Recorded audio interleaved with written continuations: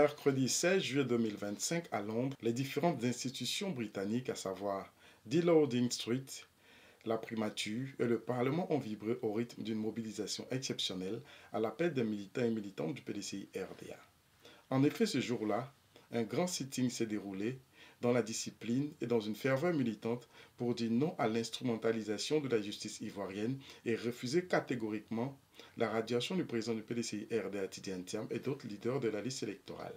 Ce sitting a été l'occasion pour ces mouvements proches du PDCI-RDA de porter à la connaissance des décideurs britanniques la situation politique délétère que traverse la Côte d'Ivoire à la veille de l'élection présidentielle d'octobre 2025. Je suis Claude Sikabi, président mondial du renouveau PDCI-RDA, membre du bureau. Nous sommes ici aujourd'hui pour exprimer notre indignation sur la dérive autoritaire qui a lieu en Côte d'Ivoire. Nous profitons de l'occasion pour dire un grand merci au comité d'organisation qui nous permet d'être aujourd'hui, le collectif des mouvements et société civile PDCI-RDA. Cette plateforme aujourd'hui, c'est pour dire au président Thiam combien de fois nous le soutenons. Pour demander au régime de mettre sur la liste électorale le président Gbagbo, Soro Guillaume, Blé Goudé, Thiam et le vice-président du PDCI-RDA à côté. Nous voulons lancer un appel au président Thiam pour lui dire de tenir bon. Parce que, contrairement à ce que les gens diront, l'exil forme ses formateurs. Le président Gbagbo a été exilé. Le président Oufouette même, à un moment, a été exilé. Le président Alassane a été exilé. Donc, ses formateurs, ils tiennent bien. Nous saluons aussi le président Gbagbo pour l'initiative avec le PDCI-RDA pour mettre en place le Front commun pour pouvoir résister. Parce qu'il nous faut aujourd'hui de la résistance. Mon appel aussi est pour le président Alassane Ouattara.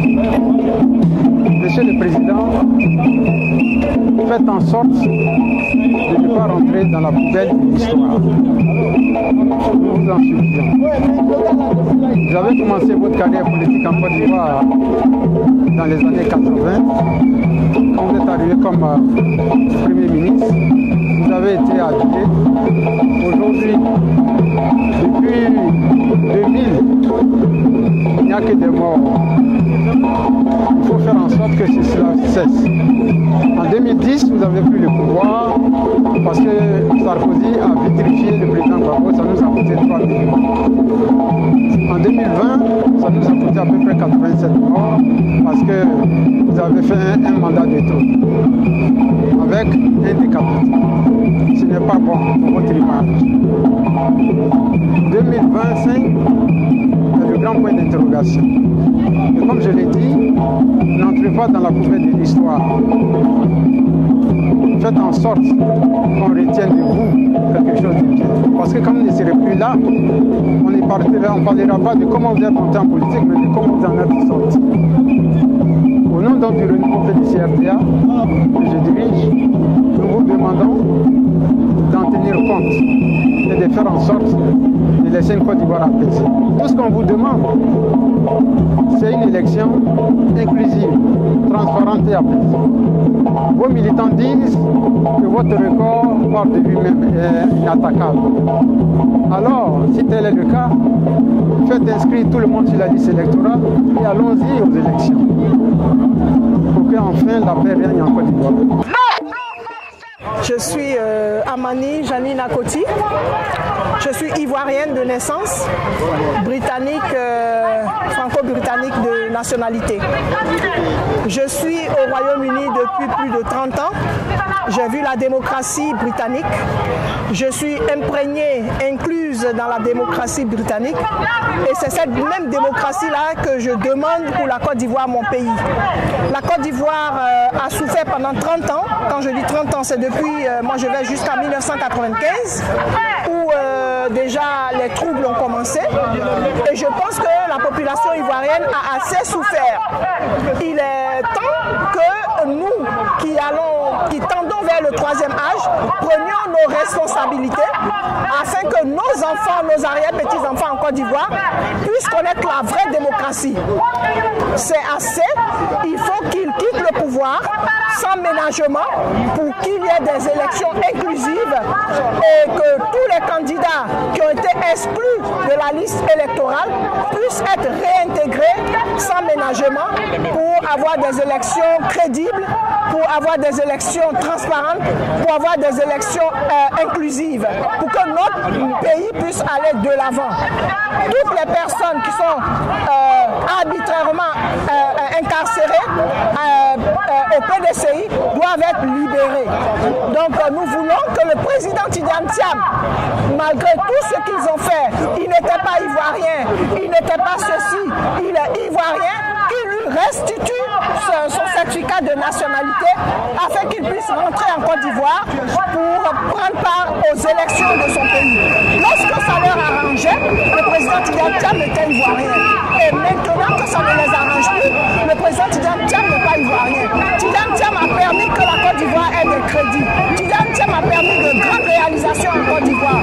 Donc nous demandons, nous exigeons qu'il soit réintégré sur la liste au même titre que les 3 autres candidats, à savoir le président Gbagbo, Blé Goudé et Soro Guillaume, afin que tous les partis qui veulent être candidats soient candidats pour une élection paisible, pour que la paix soit rétablie en Côte d'Ivoire. Bonjour, je suis M. Adjé Kwaku, membre du bureau politique du PDCI RDA et commissaire général d'un mouvement de soutien au PDCI RDA, la GAJP. Eh bien, je suis là ce matin devant le Parlement britannique, le centre de la démocratie britannique, pour apporter à la connaissance des décideurs de ce pays la situation délétère, politique délétère dans laquelle notre pays, la Côte d'Ivoire, se trouve. Il est important pour nous qu'on attire l'attention de l'opinion internationale et des autorités britanniques sur ce qui se passe dans notre pays. Comme vous le savez, depuis de nombreuses années déjà, la Côte d'Ivoire n'a pas encore réussi à organiser une élection paisible, libre, où après les élections, le vaincu va saluer le vainqueur. Ça s'est soldé en 2011 par une guerre fratricide qui a fait son lot, un catalogue de morts. En 2025, nous n'en voulons plus. Et parce que nous n'en voulons plus, nous ne voulons pas que le pouvoir en place utilise les artifices de la justice instrumentalisée pour éliminer des potentiels candidats qui pourraient être gênants au président sortant.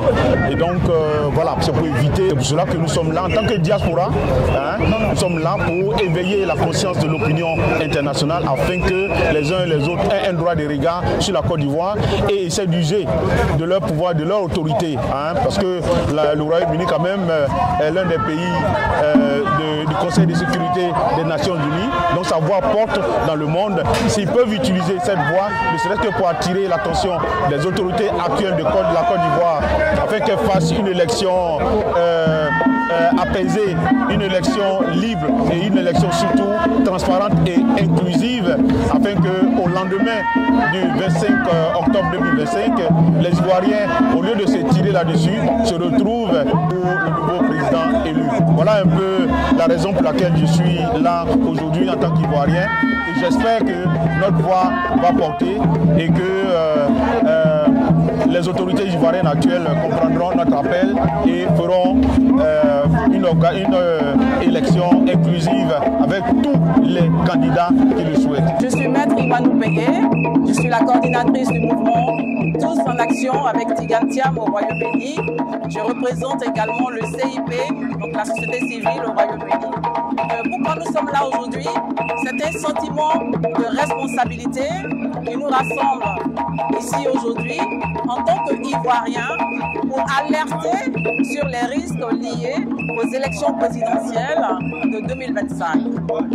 Aussi, il faut dire que nous étions devant la primature tout à l'heure, nous sommes maintenant devant le Parlement pour exiger des élections inclusives, transparentes et pacifiques en Côte d'Ivoire. Il faut aussi rappeler que le Royaume-Uni, c'est ici que le président Thiam a travaillé. Il y est largement respecté. Et donc, le président Thiam est celui-là même qui incarne l'aspiration au changement. Donc, je pense que les autorités du Royaume-Uni ne resteront pas indifférentes à cela. Je vous remercie.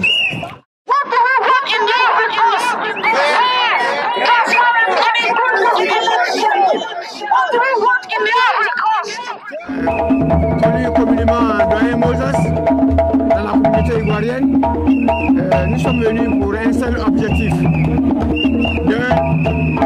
Pour l'union, l'unité des fils de la Côte d'Ivoire. Et nous sommes vraiment, nous en avons ras-le-bol par rapport au manque de leçons de démocratie en Côte d'Ivoire. Nos parents en ont souffert des années. Nous voulons un changement pour dire radical. Nous voulons remettre la Côte d'Ivoire dans les mains des fils de la Côte d'Ivoire. Parce qu'on est ivoirien, qu'on est vraiment, au fond disant son temps, l'ivoirité, ça ne se fabrique pas. On est ivoirien, on grandit ivoirien, et cette Côte d'Ivoire, nous l'aimons. La belle Côte d'Ivoire que nous connaissons au temps de Fouet n'existe point. Et nous en avons marre. Nous sommes choqués. L'Ivoirien même ne se trouvait pas en dehors du pays. Parce que la Côte d'Ivoire, nous avions tout. Aujourd'hui, nous sommes là en tant que les doigts d'une même main. Unis ensemble pour faire partie de ce régime. Un régime caca, un régime de dictateur, un régime de meurtrier pour que la Côte d'Ivoire retrouve son lustre d'antan. Qu'ensemble, qu'on soit du nord, de l'ouest, de l'est, du centre de la Côte d'Ivoire, ensemble, que nous soyons unis. Pour les intérêts de nos enfants, pour un bel avenir, pour le futur de nos enfants, que le Seigneur soit au contrôle. Ce qui m'a motivé pour être là, c'est parce que nous sommes dans un pays qui a assez souffert, surtout par la crise précédente. Et à travers cette nouvelle élection, nous voulons que ça se passe bien, dans la transparence, dans la paix. Et puis aussi, que vive la Côte d'Ivoire, vive les élections transparentes. Monsieur Martial Godot, je suis militant PDC-RDA, membre du bureau politique. Et pour répondre à la question que tu viens me poser, je dirais simplement que nous sommes ici ce matin, depuis ce matin, nous sommes à Westminster. D'abord, on a commencé par la primature et nous sommes arrivés maintenant au sein du Parlement, à l'entrée principale du Parlement où les parlementaires passent pour aller faire leur questionnement hebdomadaire de toutes les semaines. Alors, la raison fondamentale qui m'amène ici ce matin, c'est que le pays va mal. Le pays va très très mal et nous savons qu'il y a une alternative. L'alternative, c'est d'abord le président Thiam et avec le président Thiam, toute une série de changements que nous voulons pour ce pays-là. Nous avons une grosse dette que nous devons épurer. Nous avons la santé qui ne va pas. Nous avons l'éducation qui ne va pas. Le président Thiam, dans ses discours, a mentionné tout ça. Donc nous sommes là ce matin, depuis ce matin, pour protester par rapport à tous ces problèmes que nous avons au pays et nous avons besoin de changement maintenant. Je me nomme Rachel Ake, je suis VP du mouvement La Nouvelle Alliance pour Tidiam Thiam. Ce matin, je suis là, maintenant après-midi, je suis là pour appeler à une élection inclusive en Côte d'Ivoire. Nous avons vu que beaucoup de candidats de l'opposition, tous les candidats de l'opposition, en majorité ont été éliminés par le régime en place. Et nous savons que la justice est instrumentalisée. Et c'est pourquoi nous appelons au régime Ouattara de revoir cette copie et de permettre une élection inclusive afin que le peuple de Côte d'Ivoire choisisse librement son président qui va le diriger pour les 5 années à venir. Nous demandons une élection libre, inclusive et transparente en Côte d'Ivoire. Et l'autre élément, c'est qu'il faut qu'il arrête l'arrestation de la jeunesse, en particulier celle du PDCI. La jeunesse ivoirienne est celle-là qui va porter le flambeau de la Côte d'Ivoire haut demain. Donc nous demandons la... Je suis ici d'abord pour soutenir tous les candidats qui ont été écartés. Et lancer un appel à dire à chaque Ivoirien. Un pays ne se construit pas avec l'injustice. Un pays ne se construit pas avec la haine. Un pays ne se construit pas avec le manque d'équité. Oui. Quelque chose ce qui s'est passé en Côte d'Ivoire, chacun de nous, comme je le dis souvent à certains amis, doit se mettre le doigt dans l'œil. Nous sommes tous comptables de ce qui s'est passé. Et nous voulons ouvrir notre voie. Nous voulons un nouvel ère. Mais on ne peut pas le faire sans justice. C'est ce que tu veux dire. Oui, c'est tout ça.